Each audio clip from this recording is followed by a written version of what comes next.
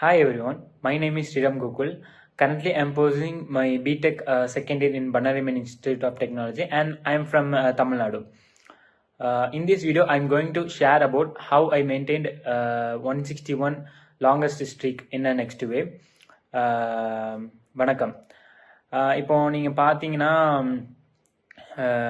நிறைய பேர் சொல்லியிருப்பாங்க அந்த 21 days சேலஞ்ச் பற்றி. இப்போ அந்த 21 days நம்ம ரெகுலராக பண்ணோம்னா நம்ம வந்து அந்த விஷயத்துலேருந்து கண்டிப்பாக நம்ம இது பண்ண முடியும், அதுக்கடுத்து நம்ம கண்டினியூஸாக அந்த விஷயத்தை பண்ண முடியும் அப்படின்னு சொல்லிட்டு நீங்கள் நம்புறீங்களா இல்லையான்னு தெரில. பட் நான் வந்து இதில் பிலீவ் பண்ணுறேன். நான் வந்து அந்த 21 days நல்லா கன்சிஸ்டன்சியாக லேர்ன் பண்ணேன். அதுக்கப்புறம் எனக்கு வந்து அந்த டைம் வந்தோடனே எனக்கு படிக்கிறத தவிர வேறு எந்த மைண்ட் செட்டுமே போகாது. ஸோ எப்படி வந்து நீங்கள் வந்து கன்சிஸ்டன்சியாக நீங்கள் டெய்லி லேர்ன் பண்ணுறீங்களோ அதுக்கு அளவு உங்களோட ஸ்ட்ரீக்ஸும் டெய்லி மெயின்டைன் ஆகும் இல்லையா? இப்போ பார்த்தீங்கன்னா நான் அந்த குறிப்பிட்ட டைம் வச்சுருப்பேன். இப்போ வந்து நான் 8 to 10 வரைக்கும் நான் லேர்ன் பண்ணுவேன் டெய்லி. அந்த டயத்தில் நான் நெக்ஸ்ட் வேவ் மட்டும்தான் படிப்பேன், மித்தபடி நான் எந்த ஒர்க்குமே பண்ண மாட்டேன். ஸோ அந்த டேக்கு நம்ம குறிப்பிட்ட அந்த டயத்தை நம்ம ஒதுக்கி வச்சிட்டோம்னா நம்ம வந்து நம்ம டெய்லி அதை லேர்ன் பண்ண முடியும்.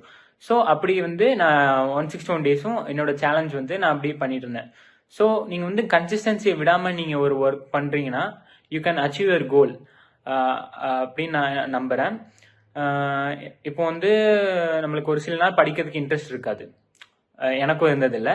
ஸோ 1-2 days எனக்கு படிக்க இன்ட்ரெஸ்ட் இருக்காது. ஸோ நம்மளுக்கு அன்னைக்கு கொடுத்துருக்க டாஸ்க் வந்து நம்ம அதை படிக்காமல் இருக்கும். ஸோ நம்மளால ஸ்ட்ரீக்கும் மெயின்டைன் பண்ண முடியாது. ஸோ நான் என்ன பண்ணுவேன், நான் வந்து அந்த 45 minutes வீடியோ இருக்குன்னா அந்த வீடியோ மட்டும் பார்ப்பேன்.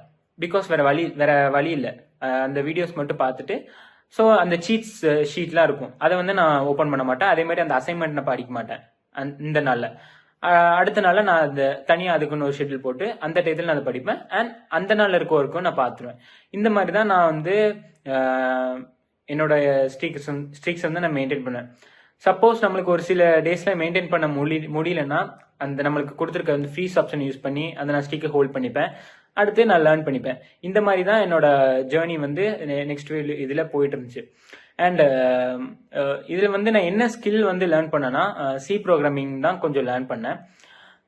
மித்தபடி என்னோட காலேஜ் ஒர்க்ஸும் நான் பார்க்கணும்ல, சி ப்ரோக்ராமிங் லேர்ன் பண்ணேன்.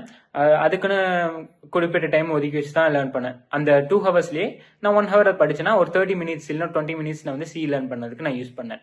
ஸோ இந்த மாதிரி தான் நம்ம அடிஷ்னல் ஸ்கில் வந்து நம்ம லேர்னிங் போர்ட்டலில் நான் வந்து லேர்ன் பண்ணேன். ஸோ கன்சிஸ்டன்சி தான் நான் என்னை பொறுத்த வரைக்கும் நான் சொல்லுவேன். Consistency is the main thing, you should not leave. உங்களோட ஸ்கில்லை வந்து நீங்கள் அதுலேயே நீங்கள் இம்ப்ரூவ் பண்ணி டெய்லி வச்சுக்கலாம். அண்ட் அந்த 161 ஸ்ட்ரீக்ஸை வந்து நான் வந்து லூஸ் பண்ணேன் ஒன் டைமில். அது எதனால நான் லூஸ் பண்ணேன்னு கேட்டிங்கன்னா நெட்வொர்க் இஷ்யூ.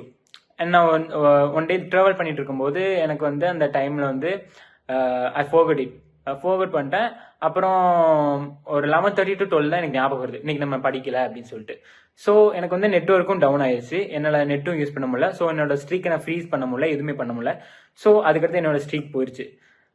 அதுக்கப்புறம் நான் எதுவும் லோவாகவும் ஃபீல் பண்ணல. ஸோ நெக்ஸ்ட் திருப்பி ஸ்டார்ட் பண்ணி இப்போ 30 something I am maintaining my streak.